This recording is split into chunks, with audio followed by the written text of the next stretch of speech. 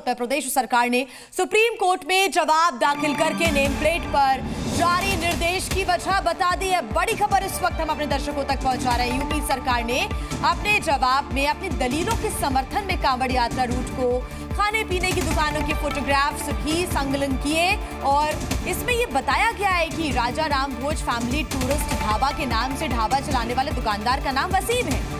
राजस्थानी खालसा ढाबे के मालिक का नाम है फुरकान और पंडित जी वैष्णो ढाबे के मालिक का नाम है सनव्वर राठौर। तो ये तमाम जो फोटोज हैं वो भी इस जवाब के साथ कनेक्ट किए गए हैं। आपको बता दें कि इसके साथ ही ये जवाब दाखिल किया गया है सुप्रीम कोर्ट के अंदर यूपी सरकार की तरफ से। साथ ही सुप्रीम कोर्ट को यह भी बताया गया है कि कांवड़िया मार्ग पर भोजनालयों के मालिकों के नाम प्रदर्शित करने का निर्देश ये सुनिश्चित करने के लिए जारी किया गया था कि गलती से भी कांवड़ियों की धार्मिक भावनाएं आहत ना हो और शांति सुनिश्चित की जा सके। इसके साथ साथ अब देखिए उत्तर प्रदेश सरकार ने जब सुप्रीम कोर्ट ने जवाब दाखिल किया तो नेम प्लेट पर जारी निर्देश की वजह भी यहाँ पर बताई गई है। साथ ही जवाब में अपनी दलीलों के समर्थन में कांवड़ यात्रा रूट के खाने पीने की दुकानें जो है, जो यहाँ पर ढाबे हैं, उनकी फोटोग्राफ्स भी लगाई गई हैं साथ में। और ज्यादा जानकारी के साथ उसी मीडिया संवाददाता अरविंद सिंह हमारे साथ जुड़े हुए हैं। अरविंद, फोटोज के साथ यहाँ पर ये बताने की कोशिश सरकार की रही है सुप्रीम कोर्ट में कि जैसे कि राजा राम भोज फैमिली टूरिस्ट है, इसके मालिक का नाम है वसीम। ऐसे में ये बताने की कोशिश कि किसी भी प्रकार से कोई भी भ्रम की स्थिति ना हो और किसी का धार्मिक भावनाएं आहत ना हो, ये जवाब दाखिल किया गया। बताएं पूरा मामला। बिल्कुल, यूपी सरकार ने जो जवाब दाखिल किया है उसमें कई सारे ऐसे उदाहरण हैं। मसलन राजस्थानी खालसा ढाबे के नाम से जो दुकान चला रहे हैं उसके असल मालिक फुरकान है। पंडित जी वैष्णो ढाबे के मालिक के नाम से जो दुकान चला रहे हैं उनका नाम सनव्वर राठौड़ है और राजा राम भोज के नाम से जो ढाबा चला रहे हैं उनका नाम वसीम है।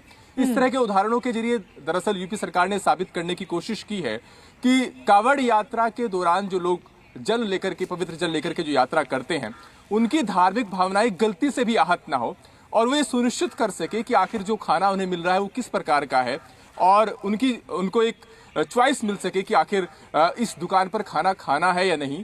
ऐसे में वो इस तरह का डिसीजन ले सके, ये सुनिश्चित करने के लिए इस तरह का निर्देश जारी किया गया था कि जो खाने पीने की दुकान वाले हैं उनको अपनी दुकानों के बाहर नेम प्लेट लगाना जरूरी होगा। सरकार का ये कहना है कि पहले भी खाने पीने को लेकर के जो गलतफहमी है वो कांवड़ यात्रा रूट पर तनाव की और झगड़े की वजह बनती रही है। कई बार तो विवाद इस बात को लेकर के भी हो गया है कि प्याज और लहसुन का इस्तेमाल हुआ खाने में, तो इसको लेकर के भी कांवड़ियों ने एतराज जाहिर किया।